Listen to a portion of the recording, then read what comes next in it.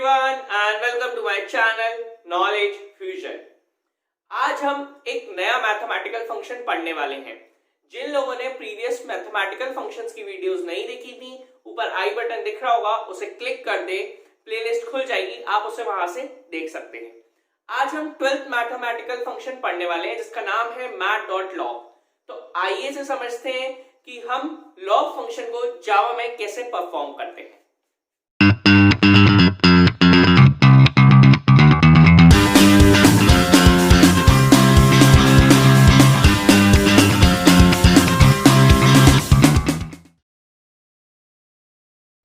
mat.log एक बहुत ही easy function है। ये फंक्शन आपने पहले भी पढ़ा हुआ है। 9th क्लास में मैथ्स में एक चैप्टर होता था जिसका नाम होता था लॉगरिथम्स, या फिर हम उसे लॉग बोलते हैं। तो जैसे हम मैथ्स में लॉग की वैल्यू कैलकुलेट करते थे लाइक दिस, लॉग के अंदर हम कोई भी नंबर डाल देते थे और उसका आउटपुट आ जाता था, या उसका जो भी आंसर होता था वो आ जाता था। तो इसी को हमें कंप्यूटर जावा में परफॉर्म करना है कि ये लॉग फंक्शन हम जावा में कैसे सॉल्व करेंगे। तो उसको समझने के लिए मैंने ये शॉर्ट कोड लिखा हुआ है। मैंने हमेशा आपको बताया है जावा की स्टार्टिंग हमेशा क्लास से की जाती है। क्लास को एक पर्टिकुलर नाम दिया जाता है जो आपके प्रोग्राम को डिफाइन करता है, आपके प्रोग्राम को एक्सप्लेन करता है। मैं लॉग फंक्शन का प्रोग्राम कर रहा हूं तो मैंने क्लास को नाम दिया है लॉग। ये नाम पूरा आप पे डिपेंड करता है, आप इसे कुछ भी दे सकते हैं। उसके बाद मैंने लगा दिया कर्ली ब्रेस। कर्ली ब्रेस लगाने के बाद मैंने अपना मेन फंक्शन लिखा है। मेन फंक्शन क्या करता है, आपके पूरे प्रोग्राम की प्रोसेसिंग में आपकी हेल्प करता है। ठीक है, इसके बाद मैंने मेन फंक्शन के अंदर लिया है डबल एन। एन क्या है, एक वेरिएबल है जिसकी वैल्यू कौन इनपुट करेगा, यूजर इनपुट करेगा। ठीक है, एन का डेटा टाइप क्या है, डबल है। यानी ये क्या बता रहा है कि एन के अंदर आप सिर्फ डेसिमल वैल्यूज ही इनपुट कर सकते हो, कोई स्ट्रिंग वैल्यू नहीं, कोई कैरेक्टर वैल्यू नहीं, सिर्फ डेसिमल वैल्यूज ही इनपुट कर सकते हो। डेसिमल में क्या क्या आ सकता है, जैसे 4.6 ये एक डेसिमल वैल्यू है। ठीक है, अब मैं अगर कहूं 4.0, आप कहोगे 4 तक इंटीजर है, पर वो जब आप इनपुट करोगे तो 0.0 साथ में लग जाएगा, वो डेसिमल वैल्यू साथ में लेगा ही लेगा। तो ये आपका डबल डेटा टाइप होता है। इसके बाद मैं लगा दिया कर्ली ब्रेस। यहां तक आपका स्टेप 1 जो कि सिंटेक्स पार्ट है वो कंप्लीट हो चुका है। ठीक है, अब जैसे कि आपने देखा मैंने यहाँ पे एक और वेरिएबल लिया हुआ है डबल एल। ये वेरिएबल क्या करता है, एल के अंदर जो भी मेरा आउटपुट आएगा, जैसे ये लॉग एन जो भी मैं कैलकुलेट करूंगा उसका आउटपुट जो है वो मैं एल के अंदर स्टोर कराऊंगा। यहाँ पे हमारा आंसर एल के अंदर स्टोर होगा और एल को ही हम प्रिंट करा देंगे ताकि हमारा आउटपुट स्क्रीन पे दिख जाए। ठीक है, अब एल के अंदर हमारा आउटपुट स्टोर होगा तो मुझे पता है मेरा जो आउटपुट आना है वो पॉइंट में भी आ सकता है और नहीं भी आ सकता है, यानी डेसिमल में आ सकता है या फिर नहीं भी आ सकता। तो मैंने उसको डबल में ही लिया है ताकि अगर मेरा इंटीजर भी आए, फॉर एग्जांपल मेरा आंसर आया 7, तो मेरा आंसर आउटपुट स्क्रीन में क्या प्रिंट होगा, 7.0। क्यों, क्योंकि मैंने डबल डेटा टाइप लिया हुआ है। तो चाहे मैं डबल लेता या इंट लेता, अगर मैं डबल लेता तो 7.0 आता, अगर मैं इंट लेता तो 7 आता, पर मैंने डबल क्यों लिया। अब मान लीजिए अगर इसकी जगह वैल्यू है 7.6, अब मैंने अगर डबल लिया तो मेरा आंसर 7.6 प्रिंट होगा, पर अगर मैं डबल नहीं लेता इंट लेता तो मेरा आंसर 7 प्रिंट होता, जो कि गलत हो जाता। तो इसलिए मैंने इसका डेटा टाइप डबल में लिया है।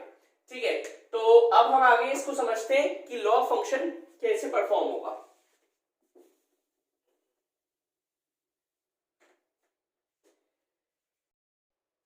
देखिए, L is equals to mat.log10 और उसके अंदर मैं लिया है वेरिएबल n। मान लीजिए n में यूजर ने डाला 1000, यूजर ने कहा मुझे log 1000 की वैल्यू चाहिए। तो मैथ्स में हम कैसे करते हैं, log 1000 आंसर क्या आता है हमारा 3।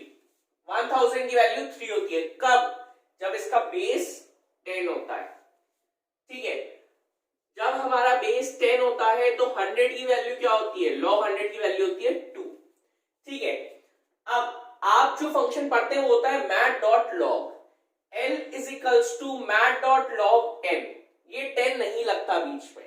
एज अ डिफॉल्ट कंप्यूटर जो हमारा जो कंपाइलर होता है वो क्या करता है, वो बेस e ले लेता है, log e n यानी कोई भी नंबर आप इनपुट कर सकते हैं, बेस क्या है उसका e है। ठीक है, और हम उसका log कैलकुलेट करके निकालेंगे।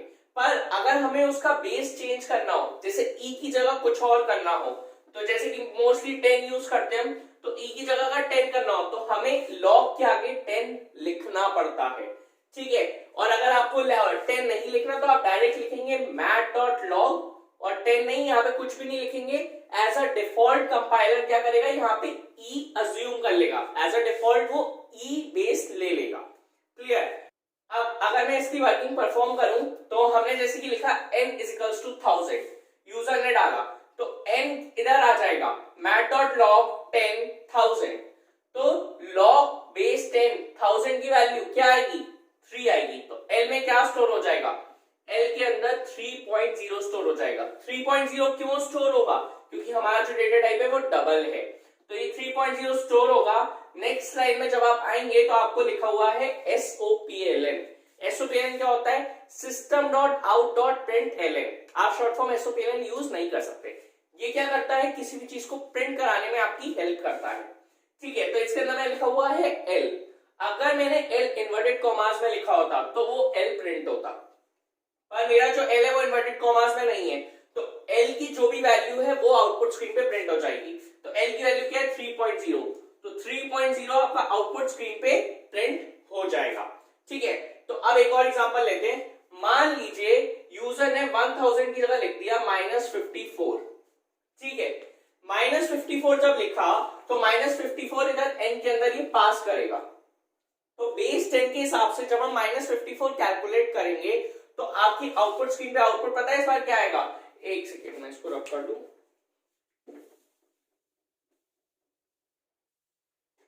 आपकी आउटपुट स्क्रीन पे आउटपुट आएगा NaN। अब ये क्या नया टर्म आ गया, NaN क्या होता है, NaN defines not a number. हम जब लॉग कैलकुलेट करते हैं तो सिर्फ पॉजिटिव वैल्यूज के लिए लॉग कैलकुलेट किया जाता है, नेगेटिव वैल्यूज के लिए लॉग कैलकुलेट नहीं किया जाता। तो जब भी आप कोई नेगेटिव वैल्यू इनपुट करेंगे तो हमेशा आउटपुट स्क्रीन पे आपको NaN मिलेगा, जिसकी फुल फॉर्म होती है नॉट अ नंबर, ठीक है। अब एक और एग्जांपल लेते हैं। मान लीजिए मैंने n में -54 की जगह 0 डाल दिया, ठीक है। अब मैं चाहे 0 प्लस का डालूं चाहे आगे माइनस लगा दूं, कोई फर्क नहीं पड़ेगा, आउटपुट दोनों का एक ही आएगा। चाहे आप +0 डालो चाहे -0 डालो, आउटपुट आपका हमेशा -इंफिनिटी ही आएगा, -इंफिनिटी, ठीक है। -इंफिनिटी आपका आउटपुट आएगा, क्योंकि log 0 की वैल्यू इंफिनिटी होती है, वो भी -इंफिनिटी, ठीक है। अब अगर मैं बात करूं, अगर मैं 10 नहीं लिखता तो क्या होता, जो मैंने आपको बताया बेस की। अब अगर मैं यहाँ पे 1000 डालता, जब बेस 10 था और मैंने 1000 डाला था तो क्या हुआ था, मेरा आउटपुट 3.0 आया था, ठीक है। अब बेस 10 नहीं है, अब मैं 1000 डालूंगा तो जो log 1000 की वैल्यू कैलकुलेट होगी वो इस बार ई बेस के हिसाब से होगी, और वो वैल्यू होती है 6.90, यानी आपका आउटपुट स्क्रीन पे 6.90 आउटपुट मिलेगा। तो हमेशा याद रखिए, जब भी आप mat.log फंक्शन यूज करेंगे तो आपको क्वेश्चन में ये देखना है कि आपको बेस 10 लेना है या बेस ई लेना है। अगर बेस ई लेना है तो आप इधर कुछ भी नहीं लिखेंगे, और अगर आपको बेस 10 लेना है तो आप बेस 10 यहाँ पे लिखेंगे। अब बेस 10 लिखने के बाद जो मैथ्स में आप नॉर्मली लॉग सॉल्व करते थे, आपकी वही वैल्यूज आउटपुट स्क्रीन पे आएंगी। जैसे कि log 100 की वैल्यू क्या होती थी, log 100 की वैल्यू 2 होती थी, यहाँ पे मैंने लिखा है n = 100। जब 100 इधर पास करेगा तो ये जब सॉल्व होगा तो L में 2.0 आउटपुट आ जाएगा, और आपके आउटपुट स्क्रीन पे 2.0 प्रिंट हो जाएगा। So that's it for the day. ये थी कंप्लीट वर्किंग mat.log फंक्शन की। आइए अब इसे प्रैक्टिकली देखते हैं। तो जैसा कि आप यहाँ देख सकते हैं, जो फंक्शन मैंने अभी आपको एक्सप्लेन किया था उसका कोड मैंने यहाँ पे लिखा हुआ है। सबसे पहले हम एक चीज देख लेते हैं, L = mat.log 10n, ठीक है। तो यहाँ पे ये जो 10 है ना, ये बेस है। अगर आप यहाँ 10 नहीं लगाएंगे, इधर एम्प्टी छोड़ देंगे, तो वो ऑटोमेटिकली डिफॉल्ट के तौर पे बेस जो है वो आपका ई ले लेगा। तो हमें बेस ई देना है या 10, ये हमारे ऊपर डिपेंड करता है। अब हम इसको कंपाइल कर देते हैं। कंपाइल करने का देखिए लिखो आगे class compile no syntax error. अब हम इसे क्लोज कर देंगे। क्लोज करने के बाद अब हम इसका ऑब्जेक्ट क्रिएट करेंगे, ऑब्जेक्ट इसलिए क्रिएट किया जाता है ताकि हम इस प्रोग्राम को, इस फंक्शन को कॉल करा सकें। अब हम इसे कॉल कराएंगे। लेट्स से log 1000 की वैल्यू 3 होती है, देखते हैं हमारे log 1000 की वैल्यू क्या आती है। देखिए log 1000 की वैल्यू 3.0 बिल्कुल सही आई। एक और आउटपुट देखते हैं। लेट्स से इस बार 0 लेते हैं, log 0 की वैल्यू -∞, जो मैंने आपको बताया था वही आई। अब एक नेगेटिव नंबर लेते हैं और देखते हैं एन आता है नहीं। इसमें मैंने लिया -7। तो देखिए एन का मतलब है नॉट अ नंबर, ये एक नंबर ही नहीं है। ठीक है, अब अगर मैं बेस ई ले लेता तो क्या होता। ये एग्जांपल मैं आपको बेस ई का भी लेके दिखाता हूँ। ये बेस ई है हमारा, इसको हमने कंपाइल किया, क्लोज किया, इसका ऑब्जेक्ट क्रिएट किया। ऑब्जेक्ट क्रिएट करने के बाद अब हम इसको कॉल कराएंगे। अब log 1000 देते हैं। ठीक है, तो देखिए जो log था हमारा उसकी वैल्यू आ गई 6.90 दिस। ठीक है, तो ये पूरी वैल्यू आ गई। तो इससे हमें क्या पता चल गया कि बेस का ध्यान देना जरूरी है। आपको ये देखना पड़ेगा कि आप बेस 10 ले रहे हो या बेस ई ले रहे हो। आई होप आपको ये मैथमेटिकल फंक्शन क्लियर हुआ होगा। अगर ये वीडियो पसंद आई हो तो इसको लाइक करें, शेयर करें और चैनल को जरूर सब्सक्राइब करें। और एक इंपॉर्टेंट बात, अगर आपको कोई भी कैसा भी डाउट है या फिर कोई भी क्वेरी है तो आप मुझे कांटेक्ट कर सकते हैं। मेरी मेल आईडी, मेरा कांटेक्ट नंबर और मेरी इंस्टाग्राम आईडी डिस्क्रिप्शन बॉक्स में अवेलेबल है। Have a good day.